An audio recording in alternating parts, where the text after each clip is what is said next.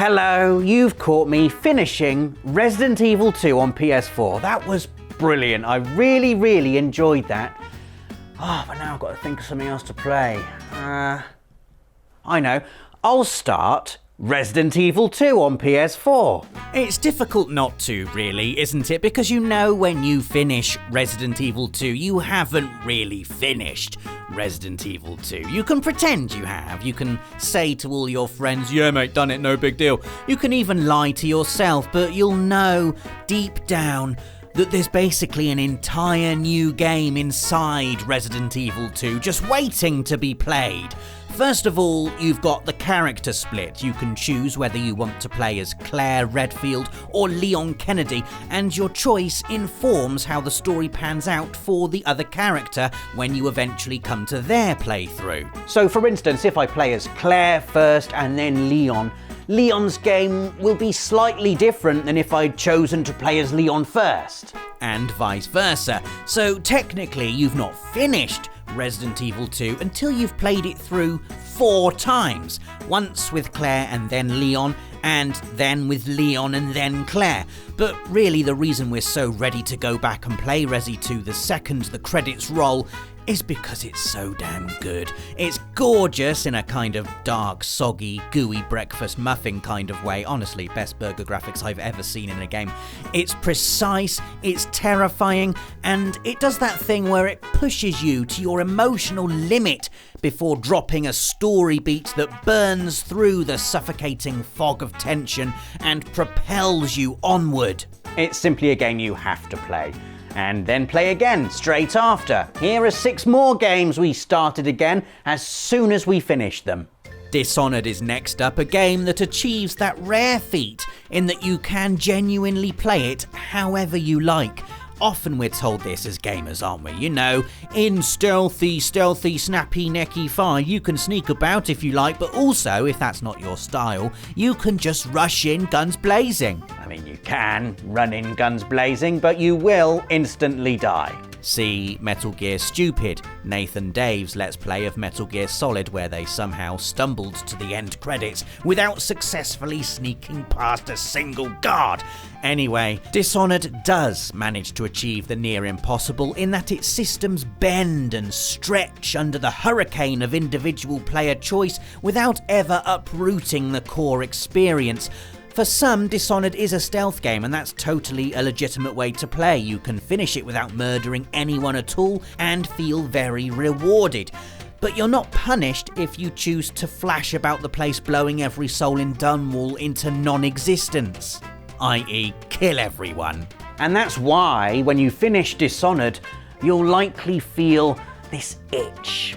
Just there on your thumb. An itch you'll have to scratch by pressing New Game and playing through Dishonored all over again.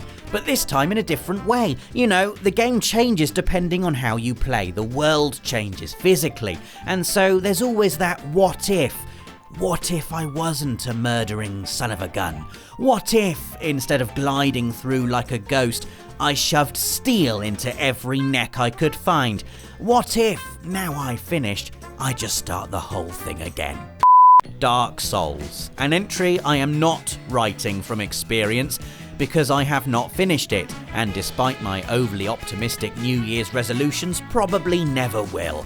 But I know people who have finished Dark Souls, yeah you sun-praising masochistic loon, who do so and instantly restart Dark Souls on New Game Plus. Traditionally, New Game Plus is a reward for all the hard work you've put in finishing the game in the first place. You know, well done, the game says. Keep all your powers next time you play, so everything's nice and easy. Not Dark Souls. Yes, you get to keep your endgame strength, but all the enemies are harder now as well. That's not the point, Dark Souls. Yes, it is the point, because we like a challenge. No, we hate stupid challenge. Why can't everything be easy. Grow up and finish the game, you pathetic noob. That's the draw of Dark Souls, isn't it? To conquer the seemingly unconquerable. To scale the summit of Mount Hardcore and carve your name into the stars.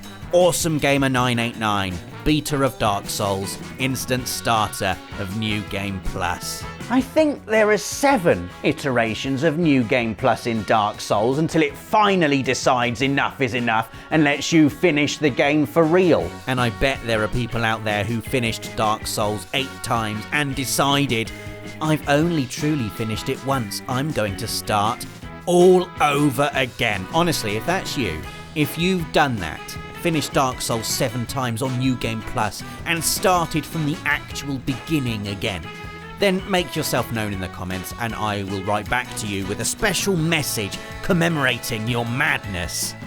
Next up, it's Oxenfree. Yes, it's back, my favourite non-Metal Gear, non-Final Fantasy game to talk about all the time in Friday Features.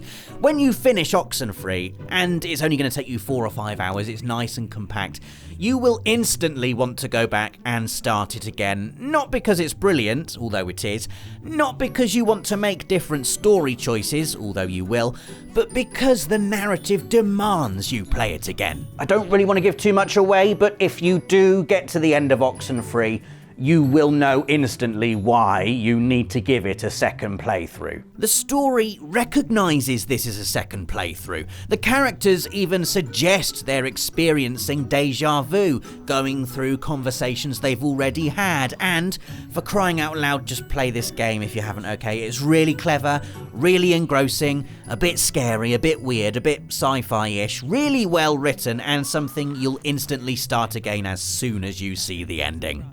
Detroit Become Human is our next entry, a game that'll make you want to start all over again as soon as you finish any of the chapters, basically.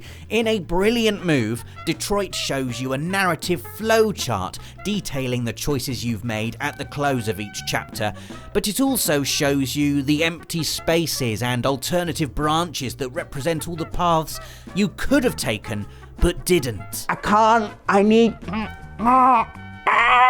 It's like when you come to a T-junction in an RPG and you're trying desperately to guess which path has a treasure chest at the end of it, but times 1,000. The completionist in me, and he's usually pretty quiet nowadays to be honest, was doing cartwheels in my ribcage when I first saw this flowchart. You know, you just have to go back and see what would have happened, don't you? And there are so many variations to the story in Detroit. I'd often speak to Dave as we were both playing it, and we'd discuss what we'd done in each chapter, and even if we'd done pretty much the same thing, there was always some slight variation in how we'd got there, or what certain characters had said. So when you finish it, you have to go back and see what could have been, don't you? I got the platinum in Heavy Rain because I couldn't resist letting the story play out in every possible way, and one day I'll probably earn the plat for Detroit too, because I just need to know.